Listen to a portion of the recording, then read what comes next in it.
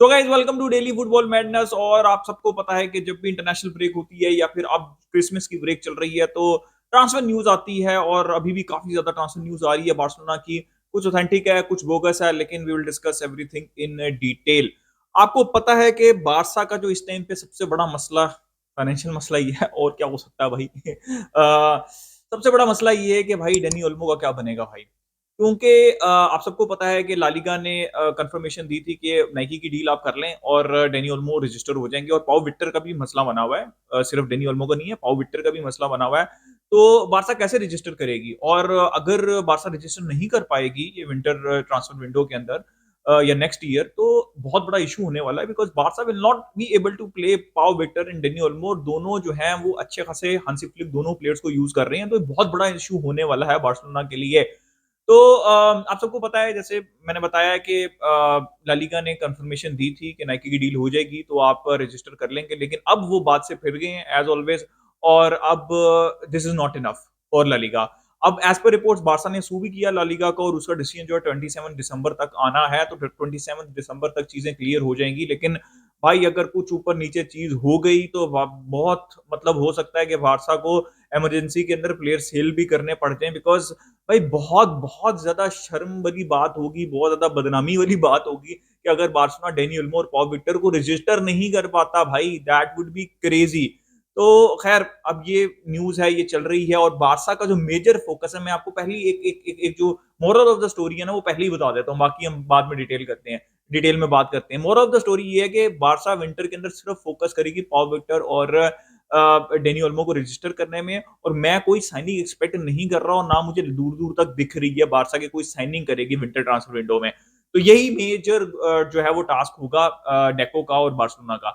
अब हम आहिस्ता आहिस्ता बात करते हैं, और मेरे लिए ये न्यूज तो आ रही है, लेकिन ये न्यूज होगी समर ट्रांसफर विंडो के लिए।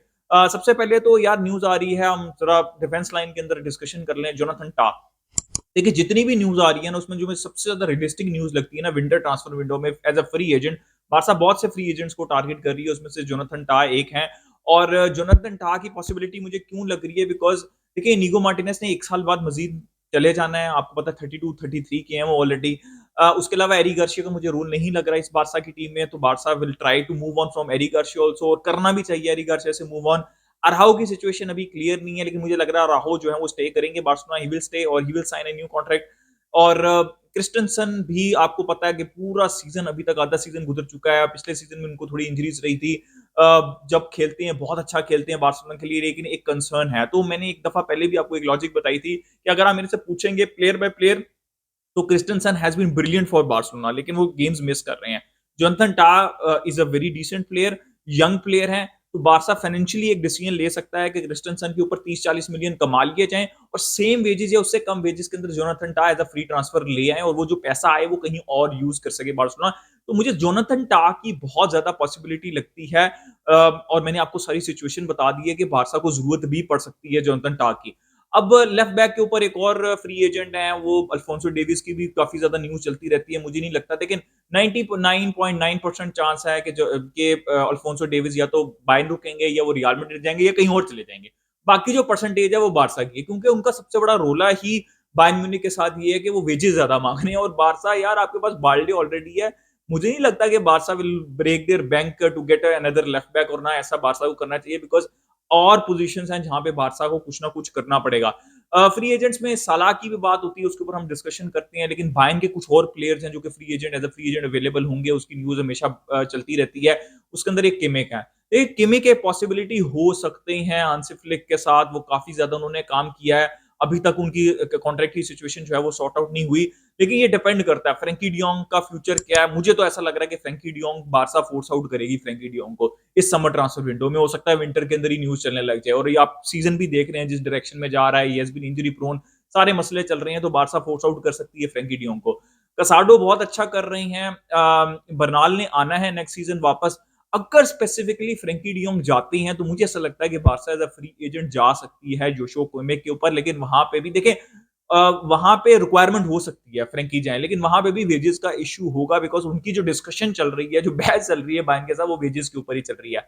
अब एक और प्लेयर है जिसका कॉन्ट्रैक्ट एक्सपायर होने वाला है, वो है जमाल मूसियाला, और बहुत से क्लब जो है वो इंटरेस्टेड हो, क्यों ना हो, one of the best players in the world. और बेहतरीन प्लेयर है और मुझे बहुत पसंद है। लेकिन ऑब्वियसली मैं बड़ा एक्साइटेड भी हूँ, आप भी एक्साइटेड होते होंगे और उन्होंने वो बार्सा फैन भी रहे हुए हैं। ये स्टेटमेंट सारी हैं, वेल गुड, लेकिन ऑल गुड, लेकिन जमाल मूसेला आके खेलेंगे क्या? या तो आप ये सोच सकते हैं, मुझे ये थॉट प्रोसेस समझ लग सकता है कि आप बार्सा रफीनिया को सेल कर दे, तो रफीनिया भी तो एक left footed winger, right winger and left footed, तो जमाल मूसियाला भी लेफ्ट आके खेल लेंगे और लमीन यमाल राइट के ऊपर, या फिर आप जमाल मूसियाला को सेंट्रली भी खिला सकते हैं, जैसे आप डेनी ओल्मो को खिलाती हैं या रफीनिया को खिलाते हैं। उसके लिए जरूरी है कि रफीनिया जो है वो एक तो जाएगा ना, डेनी ओल्मो रफीनिया में से, फिर ही आ सकते हैं जमाल मूसियाला।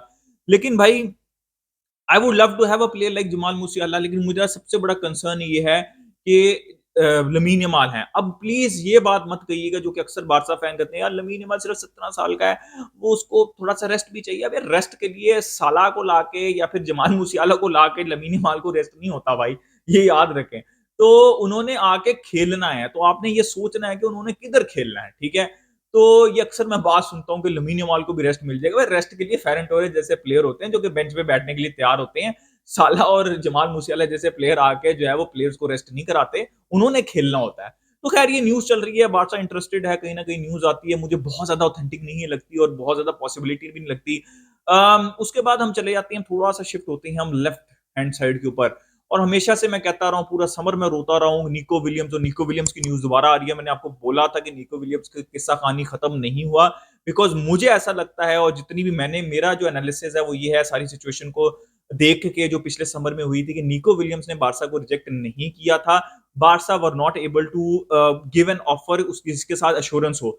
देखिए अभी भी डेनी ओल्मो का केस हवा के अंदर है और वो रजिस्टर कैसे हुए थे सबको पता है। ये बात निको विलियम्स को भी पता थी, ये बारसा को भी पता थी। निको विलियम्स के बाद ब्लॉकबस्टर कॉन्ट्रैक्ट था जो कि उनको एथलेटिक क्लब देने के लिए तैयार थी, तो उन्होंने सेफ साइड चुनी और डेनी ओल्मो ने रिस्क ले लिया। अब वो अभी भी रिस्क के ऊपर चल रहे हैं। मेरा ये मानना है कि अगर निको विलियम्स बारसा अश्योरेंस दे सकती होती तो बारसा कहती है अब कि नहीं, हमारी प्रेफरेंस हमेशा से डेनी ओल्मो थे। मुझे ऐसा लगता है कि अगर बारसा के पास पैसे होते, वो एश्योरेंस दे सकती होती, तो निको विलियम्स साइन होते, डेनी ओल्मो नहीं साइन होते और आपको शायद गुंडोगोन खेलते हुए दिख रहे होते बार्सिलोना में। खैर वो तो जो हो गया हो गया। मैंने आपको बात बोली थी कि निको विलियम्स का किस्सा कहानी खत्म नहीं हुआ। देखिए मैं हमेशा से कहता रहा हूं, मैं अभी भी कहता हूं कि बारसा को विंगर्स चाहिए। बारसा के पास सिर्फ एक डायरेक्ट विंगर है, वो लमीन यमाल, और उसका आपने इंपैक्ट देख लिया। Raphinha has been brilliant, Dani Olmo has been brilliant, but right footed left winger चाहिए आपको, चाहे वो निको विलियम्स हो, चाहे वो कोई और हो, लेस वेजेस के अंदर या लेस ट्रांसफर फीस के अंदर, वो आपको लेके आना है। For me Nico Williams is fine, but अब देखना पड़ेगा भाई, क्योंकि वो कॉन्ट्रैक्ट साइन करके बैठा हुआ बंदा। तो ये तो हमने बात करी लेफ्ट विंगर की। अब एक आखिरी जो डिस्कशन चल रही है और काफी अरसे से चल रही है कि स्ट्राइकर का क्या बनेगा। देखिए स्ट्राइकर की सिचुएशन बहुत कॉम्प्लिकेटेड है। मैंने आपको पिछले समर के अंदर बोला था कि अगर आपने लेवेंडोस्की को सेल करना है तो अब मौका है। ही हैज बीन ब्रिलियंट, अच्छा खेल रहे हैं वो, अच्छे गोल स्कोर कर रहे हैं अंडर हांसी फ्लिक। अब रिसेंटली पिछले 2-3 मैचेस से थोड़ा स्ट्रगल कर रहे हैं, लेकिन मैंने आपको ये बात बोली थी, या तो अब सेल करें, नहीं तो नेक्स्ट सीजन अगर लेवेंडोस्की खेल गए तो ऑटोमेटिकली उनका एक और सीजन का कॉन्ट्रैक्ट एक्सटेंड हो जाएगा, जो कि नेक्स्ट सीजन है। अब आपको फोर्स आउट करना पड़ेगा, उनकी वेजेस भी ज्यादा है। अब कौन से नाम सामने आ रहे हैं? गोयकरेस का नाम सामने आ रहा है, एक्सपेंसिव रहेंगे, बहुत अच्छे हैं, लेकिन क्या बारसा लेवेंडोस्की के साथ गोयकरेस को लेके आ सकता है? क्या बारसा इतने पैसे स्पेंड कर सकता है? फिर डार्विन न्यूनियस की जो है वो न्यूज चली थी कि डार्विन न्यूनियस अभी ये 2-3 दिन पहले के बारसा ने 40 मिलियन की ऑफर किया। भाई एक तो 40 मिलियन में लिवरपूल घंटा कुछ नहीं देती, और मुझे लगता है ये फेक न्यूज है कि बारसा डेनी ओल्मो को उनको मसले पड़े हुए हैं उसको क्या नाम है रजिस्टर करने के, तो डार्विन न्यूनियस को कैसे विंटर में साइन कर सकती है? लेकिन समर के अंदर एक हो सकती है। I am all in for Gyokeres, Darwin Nunez बेहतरीन प्लेयर है, अगर बारसा इनको साइन कर पाती है। बट लेवेंडोस्की के साथ होते हुए क्या बारसा साइन कर सकती है? इस तरह की, इस मैग्नीट्यूड की साइनिंग कर सकती है? I really doubt that. फिर एक ऑप्शन आपके पास जो रो के बचती है, वो बचती है जोनाथन डेविड की। वो भी फ्री एजेंट है। उनकी मुझे पॉसिबिलिटी लगती है फाइनेंशियली कंसिडरिंग एवरीथिंग। ऑब्वियसली मैं प्रेफर करूंगा गोयकरस को या फिर डार्विन न्यूनियस को या फिर किसी और साइनिंग को। फॉर एग्जांपल लोटारो मार्टिनेज की हम बात करते हैं, बट जो रियलिस्टिक साइनिंग मुझे दिख रही है विद लेवेंडोस्की देयर, अगर आप उनको फोर्स आउट नहीं करते, देखिए बड़ी साइनिंग तो लेवेंडोस्की के होते हुए नहीं हो सकती। ये मेरा मेरा अपना पर्सनल ओपिनियन है, जो मेरा एनालिसिस है। उनके जाने के बाद हो सकती है, उनके होते हुए तो जोनाथन डेविड के अलावा मुझे कोई और समझ नहीं लग रही। और विक्टर रोक की भी न्यूज ये चल रही है, कोई बहुत ज्यादा फाड़ फूड नहीं रहे वो रियाल बेटिस के अंदर के बारसा उनको समर के अंदर सेल करने की कोशिश करेगी। तो एंड रिजल्ट ये है कि बारसा फाइनेंशियली स्ट्रगल कर रही है अभी भी। और striker, main striker bumper signing तब तक नहीं कर सकती जब तक लेवेंडोस्की नहीं जाएंगे।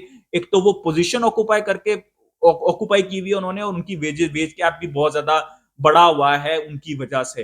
तो खैर ये न्यूज थी, मैंने अपना ओपिनियन दे दिया, आप अपना opinion they regarding everything in the comment section. Like कर दिया, सब्सक्राइब कर दिया, मिलते हैं नेक्स्ट वीडियो में।